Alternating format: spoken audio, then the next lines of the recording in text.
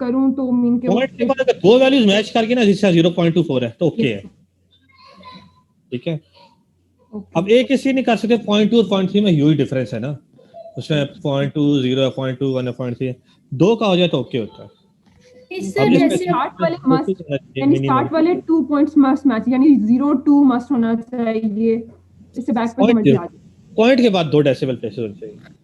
Yes sir, सही है। Because sir obviously देखिए, कैलकुलेशन हम जब कर रहे होते हैं तो कहीं ना कहीं डिफरेंट हो जाता है हमारा रिजल्ट, कि पता नहीं आप किस लोकेशन पे जाके उसकी वजह से वो गैप आया होगा तो डिफरेंट हो देखिए ना, जाता डाटा सेट वही है, आप देखिए ना डाटा सेट वही है, अभी पता नहीं शायद वजीर या ताहिरा बोल रही है, कह रही है मेरा रिजल्ट ये है, आप कह रहे हैं थोड़ा सा डिफरेंट है।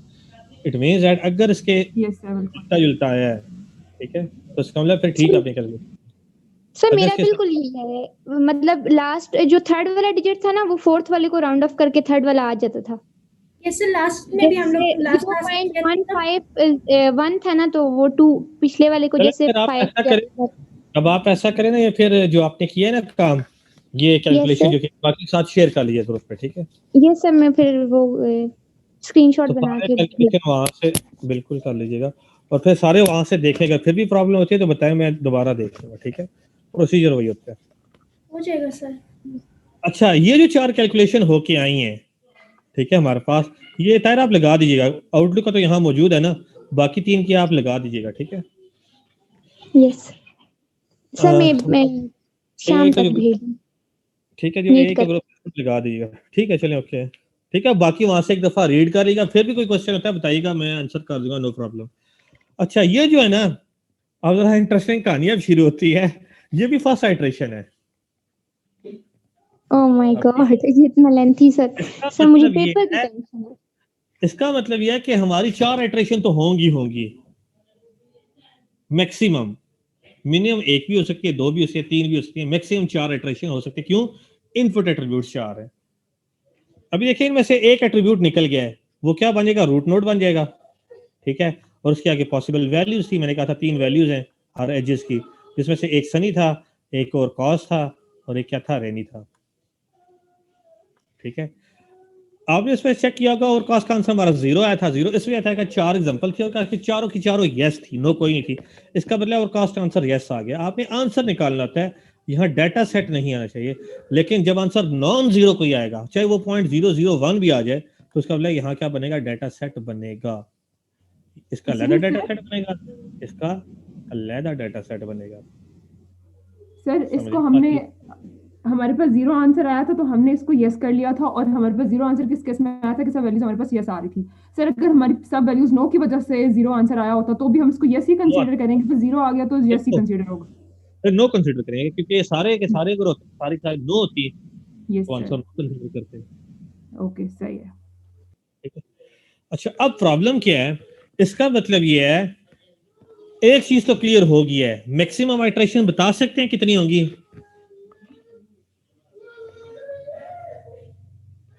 कोई मुझे बता सकता है, इस डायग्राम को देख के बता सकता है कि मैक्सिमम आइटरेशंस कितनी होंगी? आइटरेशन सर किस बेसिस पे बात कर रहे हैं, मुझे समझ नहीं आई आपकी बात। अभी देखिए ना, हमारे पास ये एक आइटरेशन के बाद ये रूट नोड फाइनल हुआ है। जब चारों कैलकुलेट किए, चारों में से एक वैल्यू मैक्सिमम है जो कि आउटलुक की है, वो रूट नोड बन गया। उसकी एजेस की वैल्यूज क्या थी?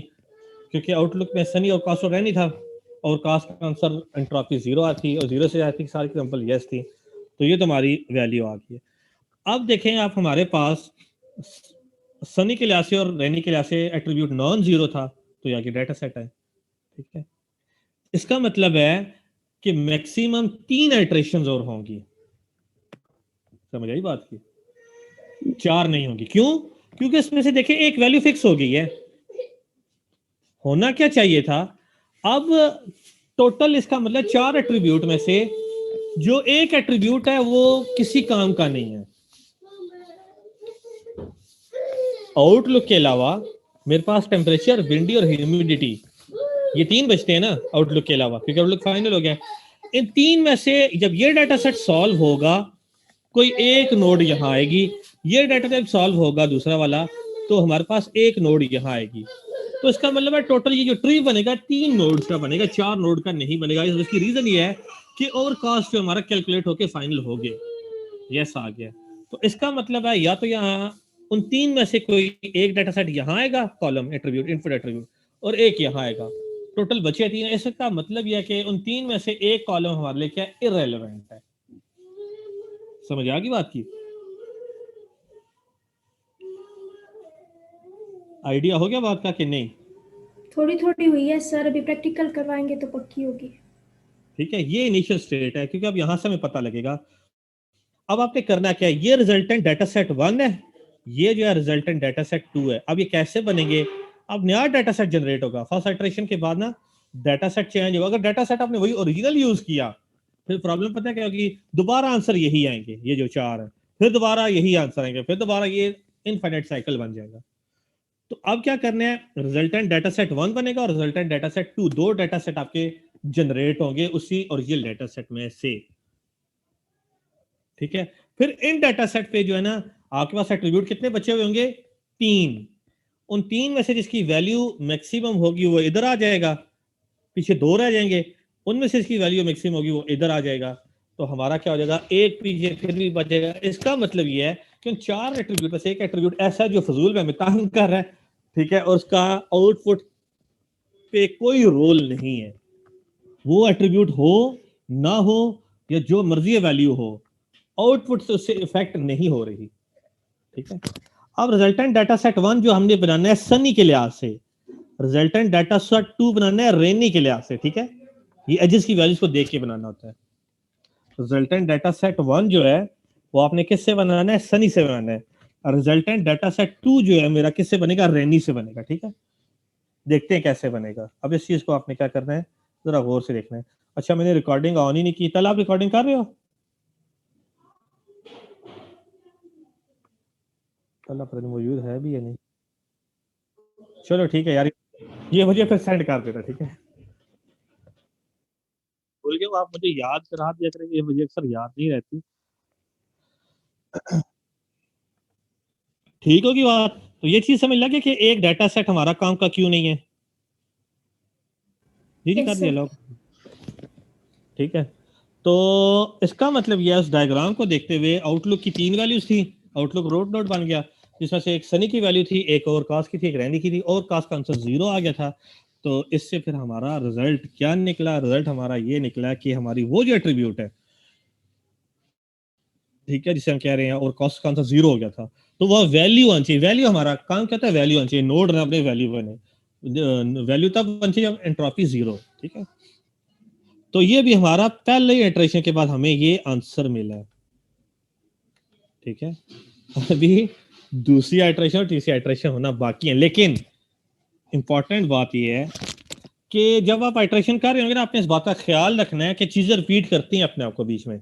ये ना आप -2/5 माइनस लॉग -2/5 -3/5 लॉग 3/5, इसकी कैलकुलेशन आपने की है, नीचे ये रिवर्स होके आ रहा है, -3/5 लॉग 3/5 -2/5 लॉग 2/, इसकी दोबारा कैलकुलेशन करना शुरू कर दें, तो आपने देखना है पीछे कैलकुलेशन कहीं ना कहीं अपने आप को रिपीट करेंगे, ये याद रखिएगा। हर कैलकुलेशन सर आपको एक बात कैलकुलेशन बताएं नहीं मुझे। करनी पड़ेगी और रिपीट करेंगे अपने आप को। जी बोले। सर अब देखिए, ये सारा जो काम है ऑब्वियसली हमें मशीन से करवाना होता है, ठीक है, वो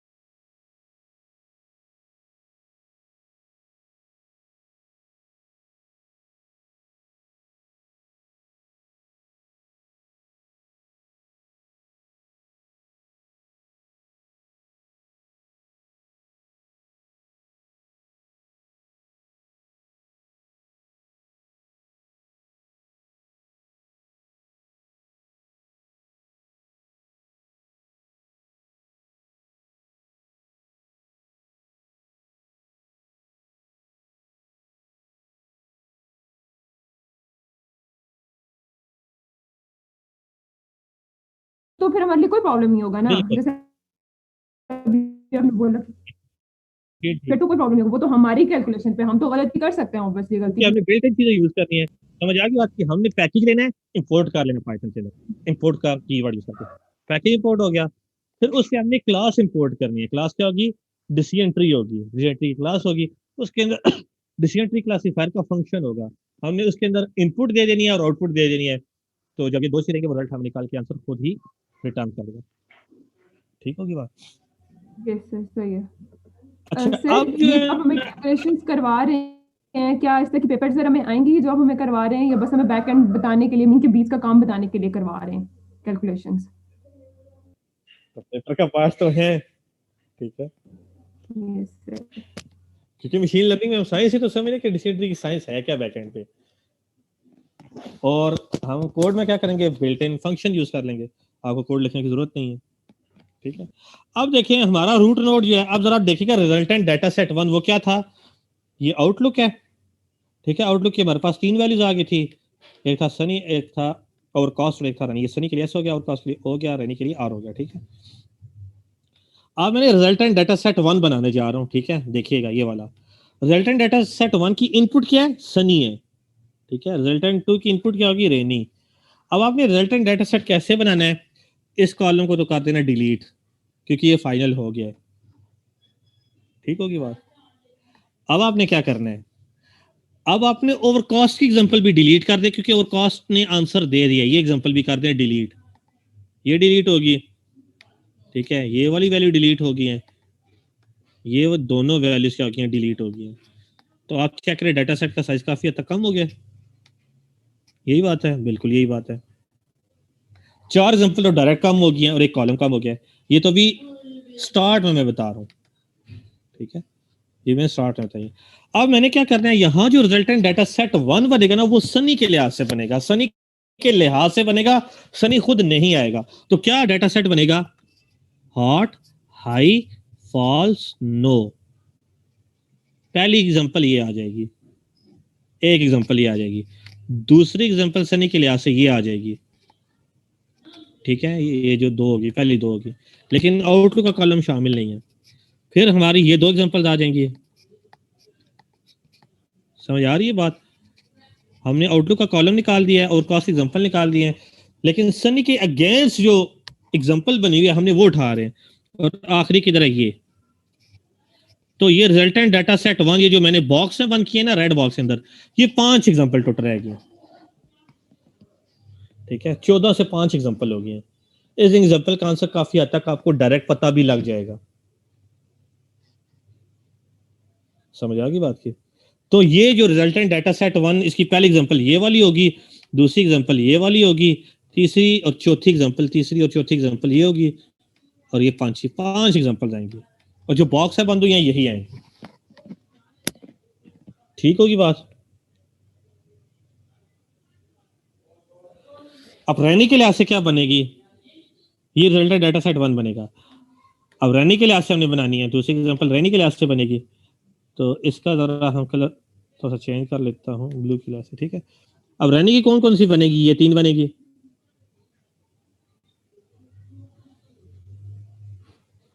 ठीक है, 3 ये बन जाएंगी, और एक एग्जांपल ये वाली बन जाएगी, ये वाली से मैं एरो लगा रहा हूँ, और एक ये आखिरी वाली एग्जांपल, 5 एग्जांपल ये बन जाएंगी। तो जो रिजल्टेंट डाटा सेट 2 बनेगा वो कौन सा बनेगा? ब्लू बॉक्स है और दो जो एरो ब्लू के साथ गए, ये आपने इनका डाटा सेट बना लेना है। तो अब आपका ओरिजिनल डाटा सेट 14 से कम होके सनी के लिए ये बन जाएगा और रेनी के लिए ये बन जाएगा। ठीक होगी बात? तो ये रिजल्टेंट डाटा सेट बन गए। अब आपने वही प्रोसीजर अप्लाई करना है जो आपने फर्स्ट आइटरेशन में अप्लाई किया था। फॉर एग्जांपल क्या, टेम्परेचर को ले लेना है। अब देखिएगा काफी हद तक कैलकुलेशन कम होगी, जितनी आपको नजर आ रही उतनी रही नहीं है। मिसाल के तौर पर टेम्परेचर में 3 किस्म की वैल्यूज थी। ठीक है, अब आप देखेंगे टेम्परेचर की कई वैल्यूज आप देख के बता देंगे।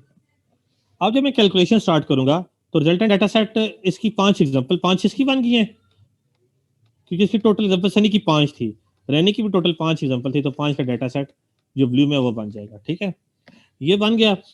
अब आपने क्या करना है काम, हाँ, हाँ। चलिए इसी से लिख लेते हैं। अब आपने काम क्या करना है, ये दो डाटा सेट जो रेड से लिखे हुए हैं ना, रेड बॉक्स से बंद किए हुए हैं, और जो ब्लू बॉक्स से बंद किए वो रैनी के, रेड से जो बंद किए हुए वो सनी के, ठीक है। अब आपने अगेन क्या करना है, टेम्परेचर उठा लिया। अब देखिएगा कई कैलकुलेशन में जुबानी करके आपको बता दूंगा, प्रॉब्लम फर्स्ट टाइम होती है, ये हिंट दे रहा हूं। टेम्परेचर है ना, तो सनी के लिहाज से कैलकुलेशन करते जा रहा हूं, ठीक है। इस डाटा सेट की, ये वाला जो डाटा सेट है जो रेड में क्लोज होगा, तो यहाँ जरा कलर चेंज कर देता हूँ ताकि हमें याद रह जाए,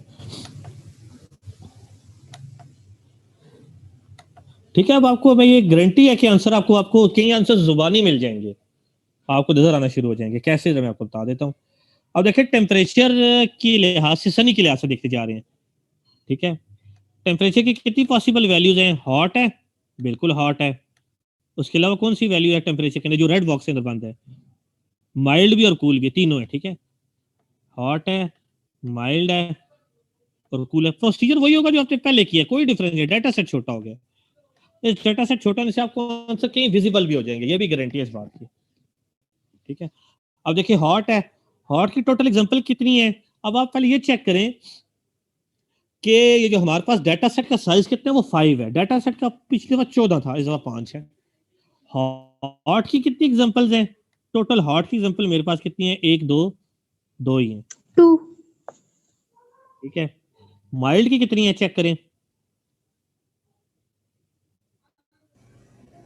2 एक माइल्ड के, 2 माइल्ड के, और डेफिनेटली कूल की कितनी है, 1।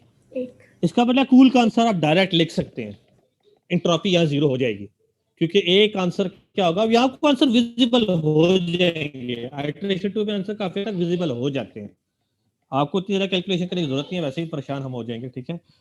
अब देखिए हॉट में यस कितनी है और नो कितनी है, ये नो के लिए आ गया और यस के लिए आ गया। अब देखिए एग्जांपल हो ही दोगी हैं, आपको आंसर कैलकुलेशन से जुबानी भी करने में आपको हिंट देता हूँ कैसे। अब हॉट की 2 एग्जांपल्स हैं और दोनों की दोनों नो है, इट मींस दैट ये आंसर देना शुरू हो पड़ेगा। 2 एग्जांपल है, दोनों दोनों नो है, यस कितनी है, 0। समझ आ गई बात की, इसका मतलब इसकी एंट्रोपी क्या होगी, हॉट की 0 आ गई है।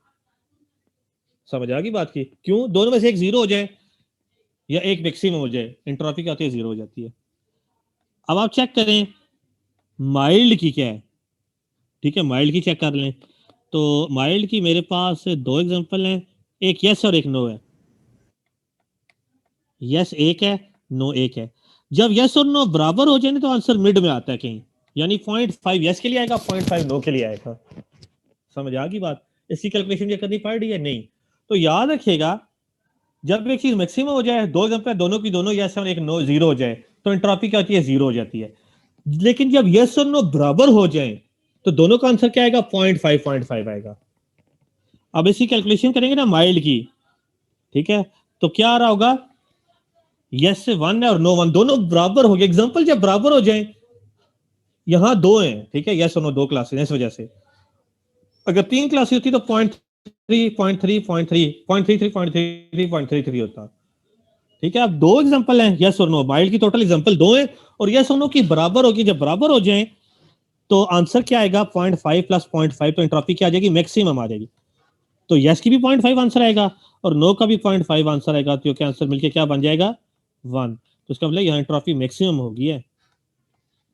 और तीसरे में है ही एक एग्जांपल, कूल की क्या है, यस है, एक ही है वो यस है, नो की 0 है, तो यस की एक ही है और नो की 0 है। आप देखिए कैलकुलेशन क्या जुबानी मेरे पास सामने होके आने की, तो इसकी भी एंट्रोपी क्या आएगी, 0 आएगी। अब आप मुझे वेटेड एंट्रोपी बता सकते हैं क्या आएगी। वेटेड एंट्रोपी क्या होगी, हॉट की एग्जांपल 2 है, टोटल एग्जांपल डाटा सेट की 5 है, 2/5 मल्टीप्लाई बाय 0 हो जाएगा, ठीक है, क्योंकि एंट्रोपी हम लिखते थे वो 0 है, तो ये आंसर 0 हो जाएगा। प्लस दूसरा क्या हो जाएगा, 1 बाय टोटल एग्जांपल, सॉरी 2 है, माइल्ड की भी 2 है, माइल्ड की 2 है, टोटल एग्जांपल 5 है, 2/5 मल्टीप्लाई बाय 1, 2/5 का आंसर क्या आएगा, 0.4, और आखिरी फिर 0 हो जाएगा।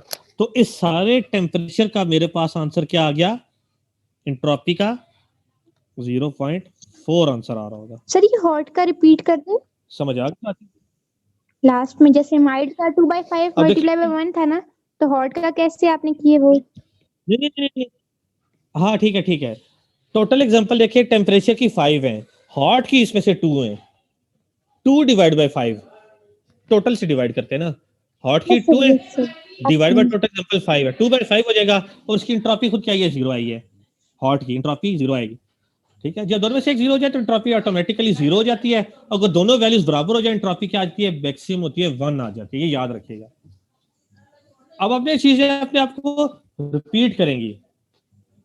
ठीक है, अब देखिए इसी कैलकुलेशन में जुबानी का लिए मुझे लिखना पड़ा है, टेम्परेचर की एंट्रोपी में जुबानी कैलकुलेट कर लीजिए। ठीक है, ये वही प्रोसीजर है, वहां उस वक्त कितनी थी, सनी की एग्जांपल 5 थी, टोटल एग्जांपल 14 थी, और उसकी एंट्रोपी से मल्टीप्लाई किया था। यहाँ डाटा सेट छोटा हो गया, काम वही किया हमने, कोई डिफरेंस काम का नहीं है। समझ आ गई बात की? देखिए एंट्रोपी तीनों की इंडिविजुअल कैलकुलेट कर ले, फिर वेटेड सम लेते हैं। वेटेड क्या होता है, टोटल एग्जांपल 5 है जिसमें हॉट की 2 है, 2/5 मल्टीप्लाई उसकी एंट्रोपी हो जाएगी, हॉट की जो कि 0 है वो 0 हो जाएगी, प्लस क्या होगा, कूल की एंट्रोपी भी 0 हो जाएगी क्योंकि एंट्रोपी 0 आ गया। तो जो माइल्ड है, माइल्ड की एंट्रोपी 1 हो जाएगी। क्यों? क्योंकि जब दोनों यस और नो बराबर हो जाए तो एंट्रोपी 1 होती है, मैक्सिमम एंट्रोपी होती है। जब यस और नो के एग्जांपल बराबर हो जाए तो आपको कैलकुलेशन करने की जरूरत नहीं होती है, दोनों में से एक 0 हो जाए। ठीक है, देख लें मैंने आपके सामने टेम्परेचर की चीजें जुबानी कर ली है। अब सेम आप काम करेंगे ह्यूमिडिटी के लिए और सेम काम करेंगे विंडी के लिए। ठीक है, तो मैं आपको ये चीज गारंटी करता हूं कि यहाँ हमारे पास क्या आएगा, ह्यूमिडिटी आएगा। ह्यूमिडिटी की इन 3 में से जो एंट्रोपी या इंफॉर्मेशन गेन सबसे ज्यादा होगी वो ह्यूमिडिटी की होगी। तो यहाँ आपका बनेगा आउटलुक। ठीक है, यहाँ आ रहा होगा सनी, यहाँ आ रहा होगा ओवरकास्ट और यहाँ आ रहा होगा रेनी। ठीक है, यहाँ आंसर यस आ गया था। इसके बाद रिजल्टेंट डाटा सेट बने थे, डाटा सेट से फिर आप जब कैलकुलेशन करेंगे यहाँ क्या बनेगा, यहाँ आउटलुक था, यहाँ ह्यूमिडिटी बनेगा, ह्यूमिडिटी की इंफॉर्मेशन गेन ज्यादा होगी और उससे आगे आंसर यस या नो आ रहे होंगे, ये गारंटेड बात है। ठीक है, उसके बाद जब आप रिजल्टेंट का जब आप काम करेंगे तो यहाँ आ रहा होगा विंडी आ रहा होगा, उसके भी आंसर आ जाएंगे। क्यों?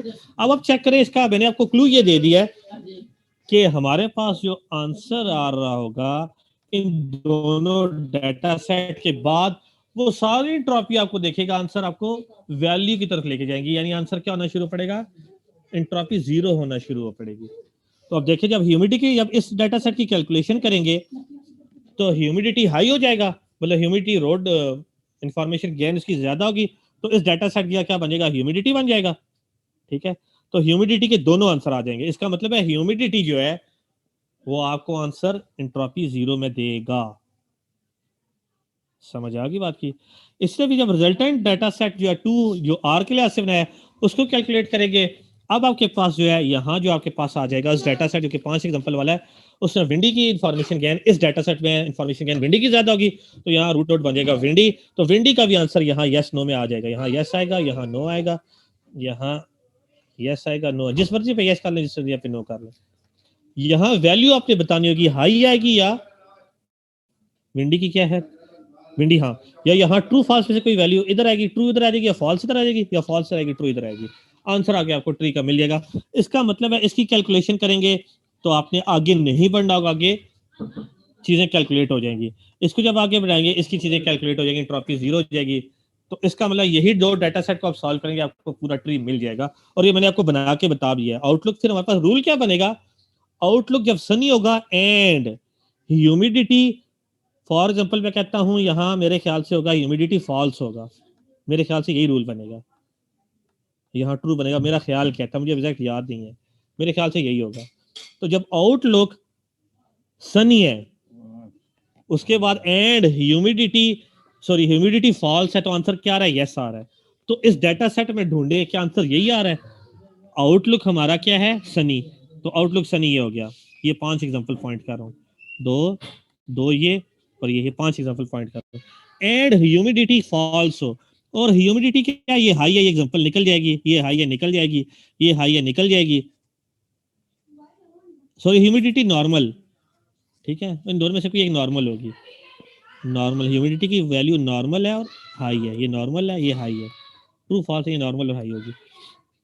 अब चेक करते हैं, अब आप चेक करें आउटलुक सनी है, तो ये 5 एग्जांपल इधर से हमने चूज कर ली, एंड ह्यूमिडिटी नॉर्मल है, तो ह्यूमिडिटी नॉर्मल है तो आंसर हमारे पास क्या आएगा, ये सनी और हाई है, ये सनी और हाई है, ठीक है, ये सनी और हाई है, ये सनी और नॉर्मल है। देखिए आंसर यस आ रहा है, सनी है, ये देखें ये एग्जांपल सनी है, आउटलुक ट्री को देखें, और ह्यूमिडिटी सॉरी ये नीचे वाला सनी है और ह्यूमिडिटी नॉर्मल है, तो आंसर क्या आ रहा है, यस आ रहा है। ये रूल आपको इस ब्रांच में क्या रिफ्लेक्ट कर रहा है,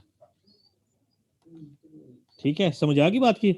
इसी तरह ही जब होगा आपका आउटलुक सनी होगा एंड ह्यूमिडिटी जो वो हाई होगा, तो आंसर नो आ रहा होगा। अब गैन सनी की 5 एग्जांपल यही है, ह्यूमिडिटी के साथ एंड कर लें, हाई है तो देखिए आंसर नो आ रहा है, जब सनी है और हाई आंसर नो आ रहा है, यहाँ नीचे सनी है ये तो आंसर नो आ रहा है। तो ट्री ये वाला सारा मैंने ठीक ही बनाया, ये वाला पोर्शन ठीक बनाया, आउटलुक के लिए यस है।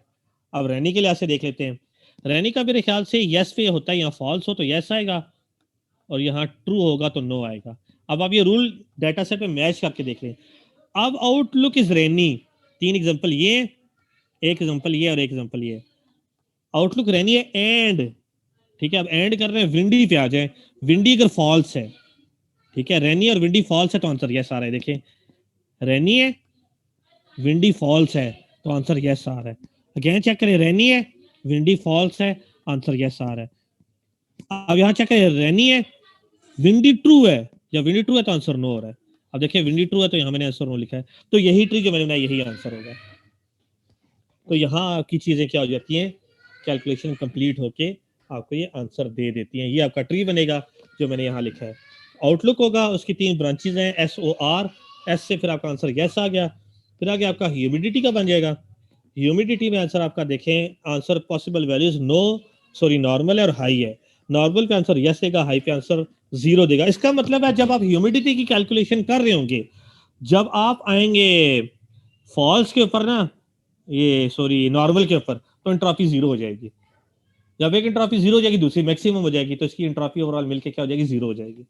इसका कैलकुलेशन करेंगे, इन दो का आपने कैलकुलेशन अब करनी है। डाटा सेट रिजल्टेंट मैंने आपके सामने बना दिए, इन पे आपने इसी तरह काम करना है जो जैसे मैंने यहाँ आपके सामने टेम्परेचर के लिए काम किया, ये जो टेम्परेचर के लिए मैंने काम किया है, तो इस तरह आपका क्या हो जाएगा, आपको आंसर ये मिल जाएंगे, इससे ज्यादा आगे ट्री नहीं बढ़ेगा, ठीक है। तो दूसरी आइट्रेशन में, पहली आइट्रेशन में ये रूट नोड फाइनल हो गया आउटलुक, दूसरी आइट्रेशन में 2 नोड फाइनल हो गया, 2 नोड ह्यूमिडिटी और विंडी दोनों फाइनल हो गए हैं, दूसरा लेवल बना है। अगर तीसरी आइट्रेशन होती तो तीसरा लेवल बनता, तो इसका मतलब है इस केस में मैक्सिमम आइट्रेशन कितनी होगी, 2 होगी इस डाटा सेट के लिए, ठीक है। अब आप चेक करें टेम्परेचर, जो ऐसा फजूल किस्म का इसमें जिसने कोई रोल अदा नहीं किया। क्यों, रूट नोड आउटलुक बनी है, 2 चाइल्ड बनी है, एक वैल्यू वाली बनी है, तो चाइल्ड वाली बनी है वो बनी है ह्यूमिडिटी और विंडी की। इसका मतलब इस डाटा सेट में टेम्परेचर का कोई रोल नहीं है, ठीक है। तो ये जो ट्री बना है यही आंसर आएगा। इस कैलकुलेशन को आपने करना है और ये बहुत इंपॉर्टेंट एल्गोरिदम है, मैं आपको कह बता रहा हूँ इंपॉर्टेंट है, इसकी कैलकुलेशन आपने करनी है, मुझे बतानी है, ठीक है। रिजल्टेंट डाटा सेट की मैंने आपके सामने बॉक्सेस बना दिए थे, रेड से जो के साथ है, ब्लू जो है वो ब्लॉक बॉक्सेस जो ब्लू हैं और एरो के साथ रेनी के डाटा सेट है वैसे, और ये टेम्परेचर कैलकुलेशन मैंने यहाँ कर दिया है और रिजल्टेंट ट्री यहाँ ये बनेगा, ठीक है। तो 2 आइट्रेशन में कंप्लीट हो जाए, एक आइट्रेशन पे एक लेवल बनता है, दूसरी आइट्रेशन पे देखें 2 नोड्स बन गए, फाइनल हो गए, तो इसका मतलब इतना ही बनेगा। अब आगे देखें कहीं एंट्रोपी 0 नहीं हो रही, सॉरी नॉन जीरो नहीं है, अगर नॉन जीरो होती तो फिर टेम्परेचर का बनता, ठीक है। अब यहाँ जब आप ह्यूमिडिटी कैलकुलेट करेंगे तो एंट्रोपी 0 हो जाएगी, विंडी कैलकुलेट करेंगे तो एंट्रोपी 0 हो जाएगी। अब आपने ये काम करके मुझे लाजमी रिपोर्ट करना है, नहीं तो ये मैं काम आपको करा दूंगा, ठीक है। हाँ जी, अब किसी कोई क्वेश्चन है करना चाहे तो कर सकता है। सर मैंने बीच में आपको इंटरप्ट नहीं किया, मैंने कहा कर ले, तो फिर सर ये आपने जो विंडी और ह्यूमिडिटी रखा था ना, ये किस बेसिस पे रखा है, मतलब एक लेफ्ट पे और एक राइट पे?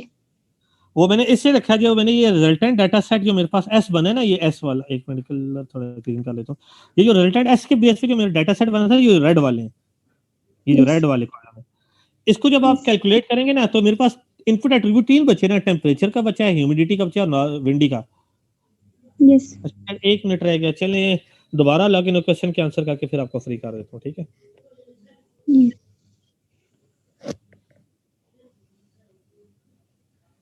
चलिए अभी लॉग इन हो जाए, फिर मैं आपको 10 मिनट फ्री करता हूँ, ओके।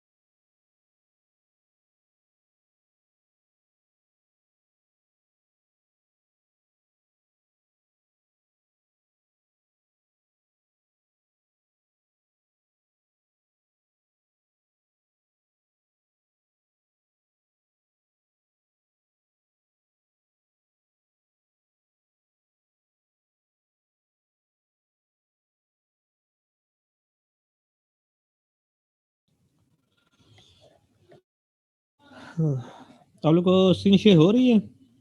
Yes sir. ठीक है, अच्छा वो आपका क्वेश्चन ये था अभी, वो अनफॉर्चुनेटली वो डायग्राम भी जो है हमारी खत्म हो गई है, वो उसमें आ जाएगी, सेम आ जाती है। ठीक है, ये एस था, ये ओ था, हमारे पास ये आर था। ठीक है, अब यहाँ हमने कहा था सनी के लिए ऐसे डाटा सेट बनेगा, यहाँ जो है मेरा जो है वो रैनी के लिए ऐसे डाटा सेट बनेगा। ठीक है, तो यहाँ हमारा आंसर यस आ गया था। अब जब सनी के लिए ऐसे आप कैलकुलेशन करेंगे तो ये डाटा सेट ये तो इंक्लूड नहीं है ना, ये इंक्लूड नहीं है। तो सनी की एग्जांपल इंक्लूड थी, ये वाली एग्जांपल इंक्लूड है। अब दोबारा मैं चले कर ही देता हूँ, ये वाली एग्जांपल इंक्लूड होगी, ये वाली एग्जांपल इंक्लूड होगी, दो ये वाली इंक्लूड होगी। ठीक है, और एक ये वाली। तो ये जो मैं ग्रीन में बॉक्स किया ना, ये हमारा डाटा सेट बनेगा सनी के लिए, क्योंकि सनी के भी आपके एग्जांपल मैंने उठाई है। ठीक है, अब मैंने काम ये करना है अब जो इंपॉर्टेंट बात है वो ये, जो मैंने इनके लिहाज से जो डाटा सेट की जो वैल्यूज मैंने उठाएंगे ना, वो यहाँ मैं लिख दूंगा तो मेरा डाटा सेट बनेगा।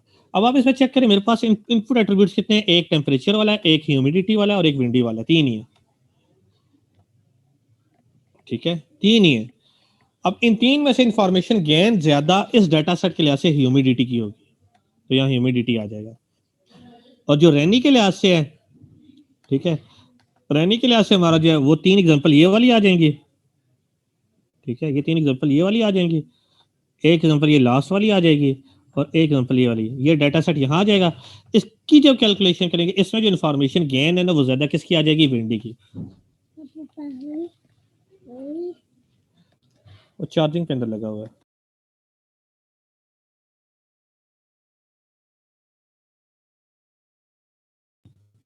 ठीक है, तो इस तरह जब यहाँ कैलकुलेशन करेंगे, यहाँ ह्यूमिडिटी की इंफॉर्मेशन गेन इस डाटा सेट में 3 में से ह्यूमिडिटी की हाई होगी, और इस डाटा सेट में जब आप कैलकुलेशन करेंगे तो विंडी की क्या होगी? आपके पास इंफॉर्मेशन गेन ज्यादा होगी, तो ये क्या बन जाएंगे?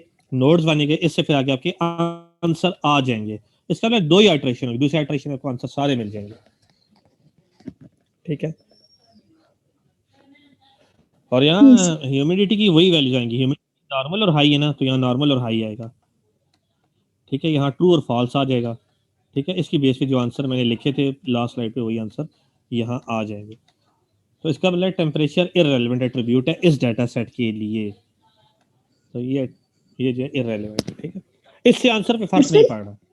ठीक है, अब जब वो डायग्राम आप सामने रखेंगे, अब जब डायग्राम, एक मिनट लास्ट बताओ फिर आपके सवाल का जवाब देता हूं। अब इस डायग्राम को सामने रखेंगे तो आपको देखिए रूल मिलना शुरू हो जाएंगे। इफ आउटलुक, ये आउटलुक है ना, if outlook is Sunny and humidity is high, तो आंसर क्या आएगा? अब देखिए, सनी है और ह्यूमिडिटी हाई है, तो आंसर क्या आएगा? नो। नो यहाँ आएगा, यस यहाँ आएगा, और यहाँ फॉल्स में यस आएगा, ट्रू में नो आएगा, ये मुझे याद है। ठीक है, अब ये रूल बन गए हैं। अब क्या इसमें रूल में देखो, ये रूल डाटा सेट के साथ मैच करता होगा। अब यहाँ क्या होगा? इफ आउटलुक इज रेनी, ठीक है, and windy is false, outlook is rainy, example उठा लेते हैं, और विंडी इज फॉल्स, तो ये विंडी फॉल्स है, दोनों वैल्यूज के अगेंस्ट चेक करें, आंसर यस आ रहा है। ये ट्रेस बनता है। अब ट्री को नोड के साथ एंड किया जाता है, तो जो रूल आप बनाएंगे वो बन जाएगा। अब जब आपका है जो है आउटलुक जब ओवर कॉस्ट है तो हमेशा आंसर यस आएगा, ओवर कॉस्ट है तो हमेशा आंसर यस आ रहा है। ठीक है, तो ये आपके रूल बनते हैं। 5 रूल बने हैं, सनी से 2 बने, आगे रेनी से आगे फर्दर 2 बने हैं। ठीक है, और ओवर कॉस्ट से 1 बना है, तो 5 रूल्स बनते हैं इस डाटा सेट के। ठीक है, ये तो काम था हमने मैथमेटिकल किया है। लैब में आप देखिएगा एक लाइन का फंक्शन होगा और ये हमें आंसर दे देगा। ठीक है, एक्सक्यूज मी सर। जी बोले। सर ये जो टेम्परेचर आपने बोला ये किसी काम का नहीं है, ये नहीं था, तो ये आपको कैलकुलेशंस के थ्रू पता चला है ना कि ये टेम्परेचर किसी काम का नहीं है? ऐसे तो हम लोग नहीं ट्री बनाएंगे और सब उसमें पता चल जाएगा। बिल्कुल बिल्कुल यही बात है।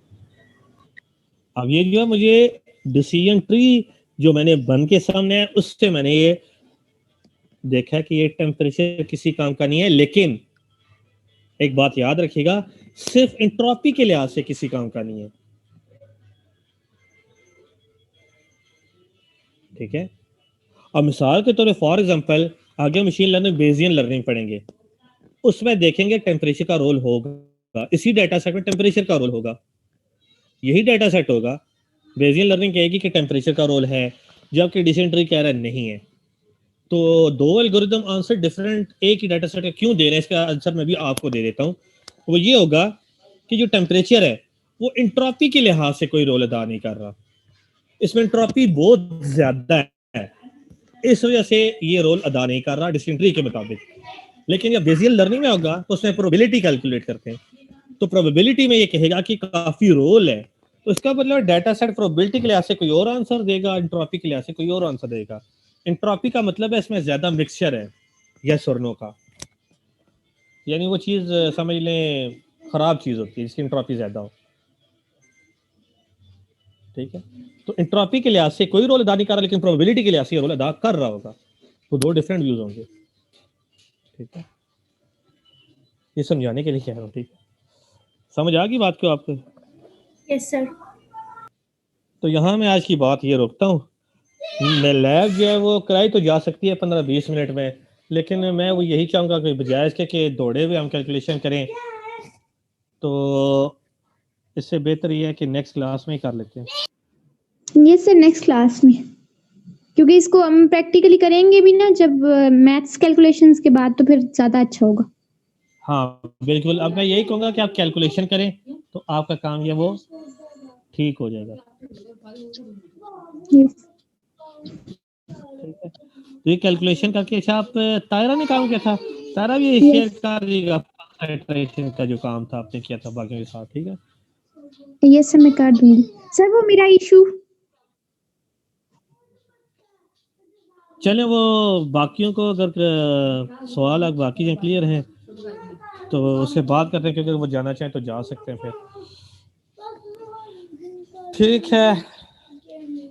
किसी कोई मसला है पूछना चाहे तो पूछ सकते हैं। सर वो मेरा एक जो फर्स्ट आइटरेशन में काम किया, वीपी वाला, जी बोले। वीपी वाला था सर, वो एआई का नहीं था, वीपी में एक जगह पर वो मैंने आपको जो कोड दिया। चले वो आपका भी जवाब दे देता हूँ। इसके अलावा एआई का जिसका है वो बोलना चाहे बोलता है, वीपी का फिर वो ये है कि आप दोनों रुक जाइएगा, आप दोनों को समझा देता हूँ। अगर बाकी ने रुकने में फोर्स नहीं कर रहा, जाना चाहते तो जा सकते, बैठा चाहते तो देखना चाहते तो देख ले, सर बस इसकी रिकॉर्डिंग आज अपलोड हो जाए तला भाई, इसकी भी कर दीजिएगा रिकॉर्डिंग, पहले अपलोड कर दीजिएगा पीपी से। और याद रखिएगा सबसे ज्यादा मशीन लर्निंग में यूज होने वाला एल्गोरिथम ये डिसीजन ट्री है, ठीक है। अब आप देख लें कि कितना हैंड रिटन काम करना पड़ता है इस छोटे से डाटा सेट के लिए, और अगर एग्जांपल 1000 हो जाए फिर तो ये हमसे कैलकुलेशन के बाहर हो जाएंगी चीजें। तो यही बात है, यही मशीन लर्निंग का काम है, जो काम हम नहीं कर सकते हमने मशीन से कराना है, और मशीन के लिए डाटा सेट हम बड़ा ही यूज करेंगे। सर मशीन लर्निंग और जब ये एडवांस चीजें आने से पहले तो ये सारे काम हैंड रिटन ही होते होंगे ना, इसीलिए हैंड रिटन से हो नहीं पाए ना। अगर ये एग्जांपल अब 14 की जगह 20 हो जाए तो आपकी कैलकुलेशन कहाँ चली जाएगी? आइडिया है आपको? अब तो आइडिया हो गया होगा। Yes sir. ठीक है, 14 एग्जांपल टू मच, ठीक है। ये अच्छी खासी 2 एग्जांपल हैं। 8 से 10 तक होना तो चलो बंदा कुछ देख के कर लेता है, 14 एग्जांपल काफी ज्यादा। एक एग्जांपल भी अगर आप बढ़ाए ना तो कॉम्प्लेक्सिटी बढ़ जाती है, लेकिन उससे ये होता है कि रिजल्ट अच्छे आते हैं, ये मैं आपको पहले बता रहा हूँ। लेकिन वो काम मशीन के लिए, हमारे लिए नहीं है। अच्छा, अब मेरा आपसे एक टेक्निकल सवाल है।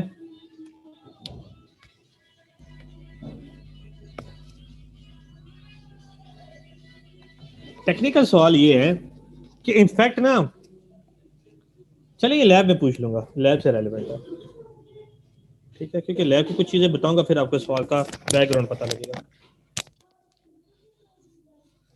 ठीक है, किसी का कोई सवाल है अभी करना चाहे तो कर सकता है, ठीक है। कल आप रिकॉर्डिंग विषय का रोक दो, ठीक है। किसी का कोई क्वेश्चन अभी है करना चाहे तो कर सकता है। और वैसे मुझे वैसे उम्मीद है काफी सारे लोग शायद उनको क्या कुछ समझ ना आए, एक दफा देखें, ना समझ आई तो मैं अगेन समझाने के लिए तैयार हूं, मुझे प्रॉब्लम नहीं है, ठीक है। लेकिन आप एक दफा खुद करेंगे, लेकिन एक दफा खुद करेंगे तो आपको पता लगेगा। तो फर्स्ट आइटरेशन का जो कैलकुलेशन की तायरा क्या थी, मैं अपलोड कर दूंगी, है ना, वो शायद शाम तक कर दे तो हेल्प ले सकते हैं। यस सर, वो मैं भेज दूंगी, मेरे सिर्फ नीट करना है। अरे नीट पे टाइम ना वेस्ट करो ना, बस आप कर दो जो भी आपने किया, हम समझ लेंगे, हमें पता चल जाएगा। नहीं, वो प्रॉपर फार्मूलाज लिखे होंगे ना, फिर आसानी रहेगी, शायद सबकी ना हो। चलो मैं अभी भी भेज देती हूँ फिर। हाँ अभी सेंड कर दो ना, ठीक है, उसका भी सेंड कर देना, अभी भी सेंड कर दो। तो ये काम आपने करना है, जब मैंने कहा करना है तो इसका मतलब करना है, इंशाल्लाह करना है। Yes sir. अब तो करना ही करना है, अब तो लाइव पेपर में भी करना पड़ जाएगा वरना ये। सर ये पेपर्स का क्या जो बात कर रहे हैं फाइनली? अच्छा चले, अगर किसी को क्वेश्चन नहीं है तो तलब रिकॉर्डिंग रोक दो, क्योंकि बीच में सवाल जो होते हैं वो अनऑफिशियल